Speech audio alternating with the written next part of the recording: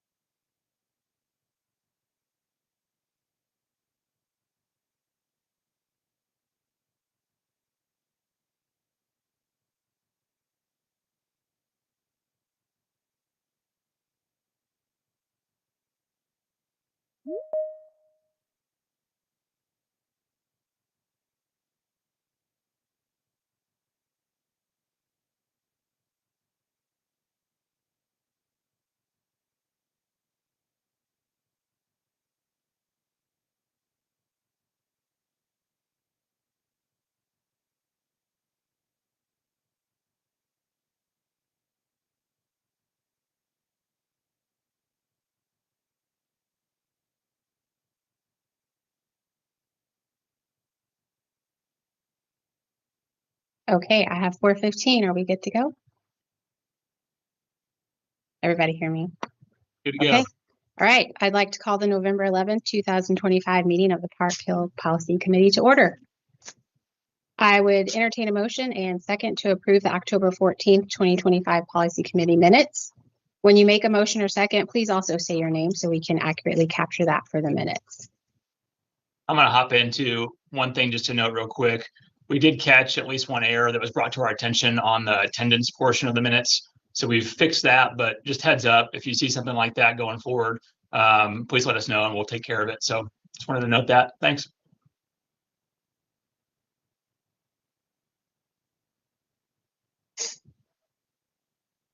Kevin Bland, I make a motion to approve the minutes.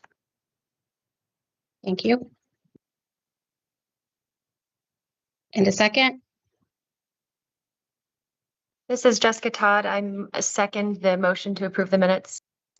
Thank you. I have a motion by Kevin Bland and a second by Jessica Todd to approve the October 14th, 2025 Policy Committee minutes. All those in favor, raise your hand and please keep them raised so we can get an accurate count.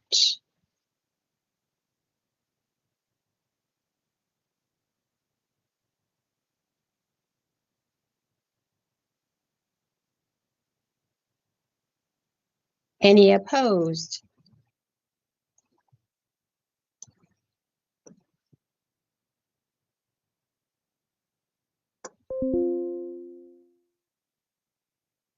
We have none opposed, Marisol, I guess.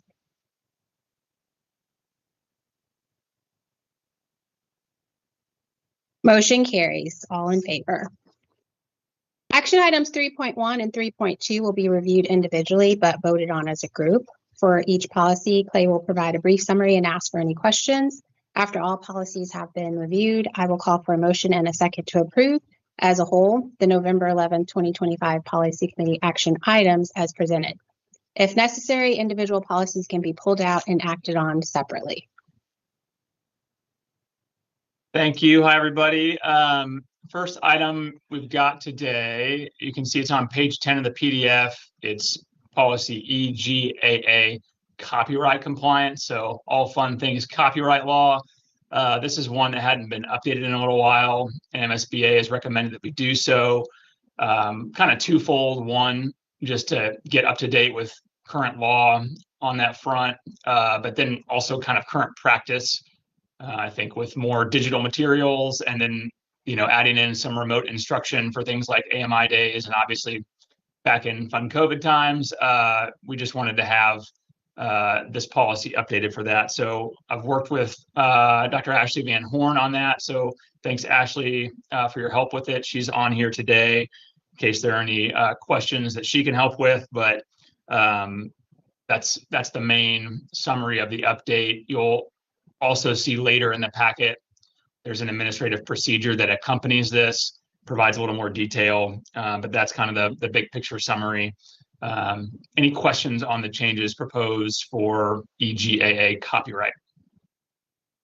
I saw that, sorry, this is Jessica Todd. I don't know if I need to say that before a comment, but that is my name.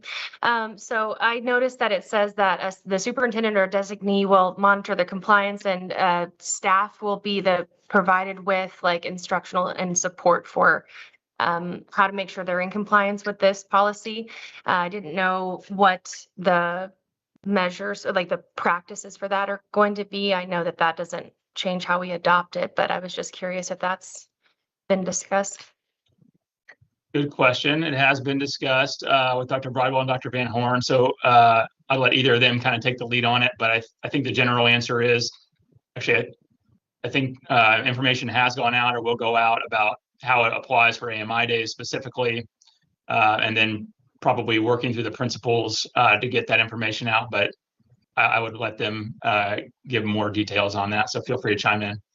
Yeah, so we started communicating with principals about how it will directly impact AMI, right? Because there are some changes that specifically kind of address some of that virtual learning. Also working with Dr. Colvin to update handbooks, so there's just some information about it, some guidance about it.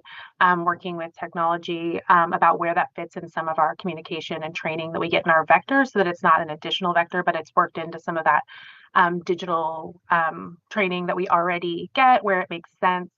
And then updating all of the copyright signage around the schools. You'll see them up here on your printers in the next couple of days, so that we've got updated information there. So hitting it on the front and the back, and then just anywhere else, it kind of will show up throughout the year. Thank you. Any other questions on this one?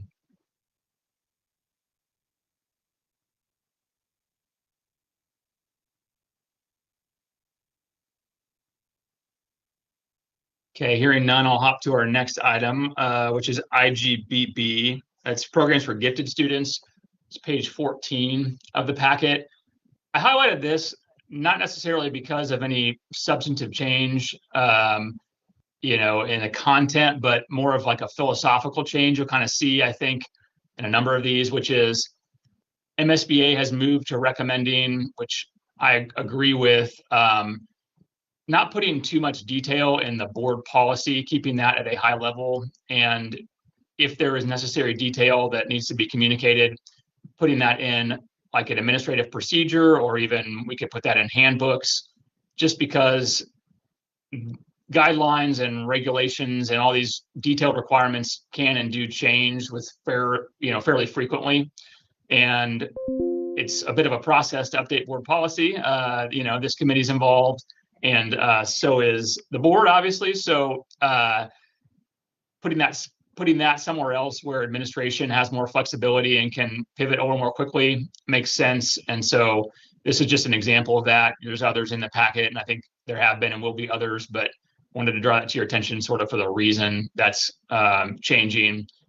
So no real change in practice, but just sort of change in where that information resides. So any questions on IGBB?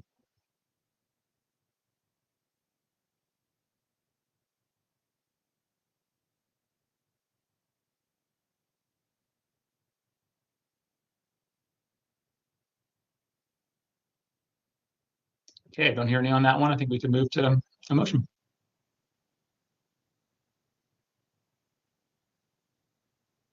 I would entertain a motion and second to approve as a whole action items 3.1 and 3.2 as presented. Reminder that when you make a motion or second, please also say your name so we can accurately capture that for the minutes. Amanda Urban Black, I motion to accept both of these as written. Matt Hamblin will second. I have a motion by Amanda Irving Black and a second by Matt Hamlin to approve as a whole the November 11, 2025 Policy Committee action items 3.1 and 3.2 as presented. All those in favor, raise your hand and please keep them raised so we can get an accurate count.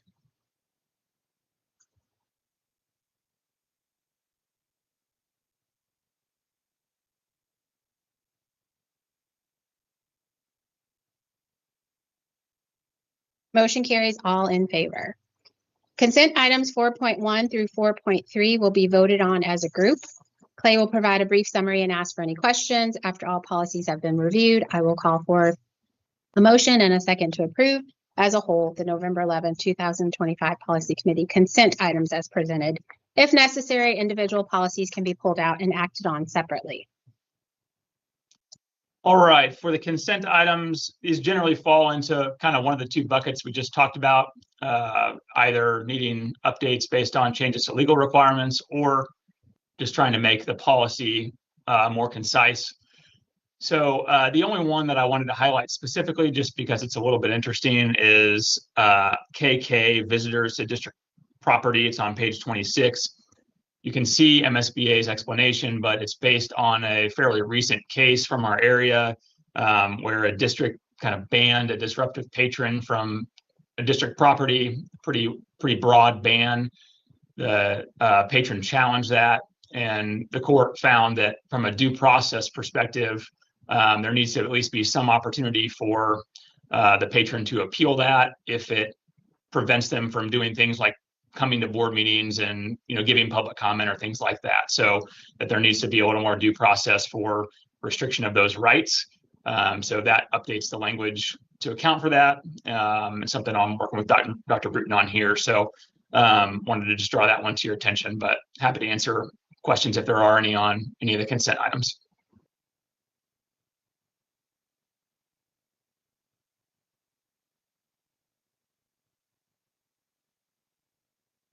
Clay, this is Glenn Tott. Just a quick question. Looking at the appeals, which I guess is the point of the whole thing, it just seems very vague without teeth. Is that something that's going to be addressed in the future, or is that intentionally left in a vague manner? Yeah, it's left vague, one, because it's very case by case. So the amount of due process required depends on, kind of the interest that's impacted. So it's, that what that can look like can vary case by case. And this is a new development sort of legally in Missouri. So there may be more cases that come out that further define that, in which case I would imagine MSBA would propose updates with some more definition to it. We just don't have that yet. Good question. Any other questions?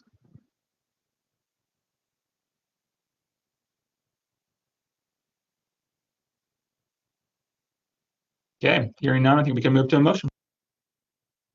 I would entertain a motion and a second to approve as a whole consent items 4.1 through 4.3 as presented. Reminder that when you make a motion or second, please also say your name so we can accurately capture it for the minute.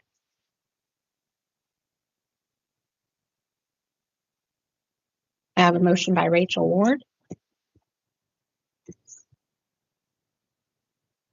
And if you're seconding, I can't see.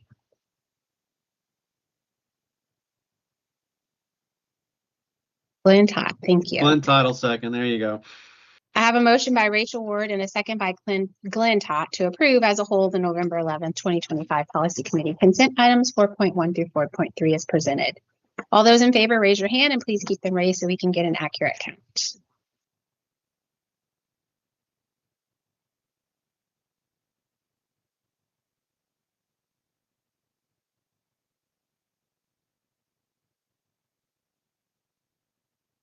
Motion carried. Administrative procedures and forms are provided for information only. No vote is required. Clay will provide any comments or explanation needed.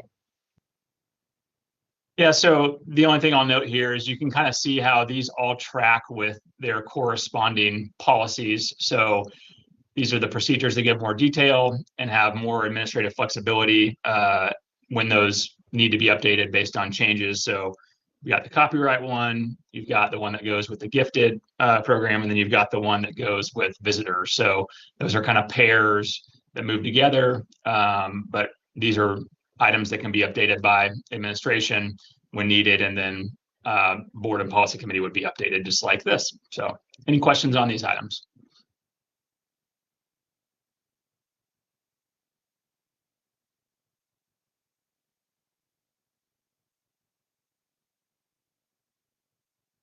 Okay, hearing none, that's all I have. It is now time to adjourn. Thank you for joining us today. The November 11th, 2025 Policy Committee meeting is adjourned at 4:28 p.m. Have a good night, everybody. And a wonderful week.